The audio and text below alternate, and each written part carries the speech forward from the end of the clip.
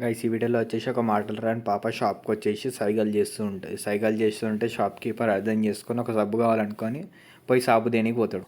ఆ shop keeper సబ్బు తెచ్చే టైంలో ఒక చిన్న పిల్లోడు వచ్చేసి అక్కడికి చాక్లెట్ డబ్బాని దొంగతనం చేస్తాడు. ఆ పాప ఆ షాప్ కీపర్కి చెప్దామని అరుస్తూ ఉంటే అంటాడు, నేను చంపేస్తా అన్నట్టు సైగలు చేస్తారు ఆ చిన్న బాబు. అప్పుడు షాప్ కీపర్ వచ్చేసి ఏమైంది, ఎందుకు అరుస్తున్నావు అని చెప్పేసి ఆ మూగ పాపని అడుగుతాడు. అప్పుడు ఆ పాప సైగతోటి చెప్దామని అనుకుంటూ ఉంటుంది. కాకపోతే అప్పటికి ఆ బాబు అన్న ఈ మూగ పాపని చాక్లెట్ డబ్బాని లేపేద్దాం అనుకుంటుంది అన్న అని చెప్పేసి చెప్తాడు.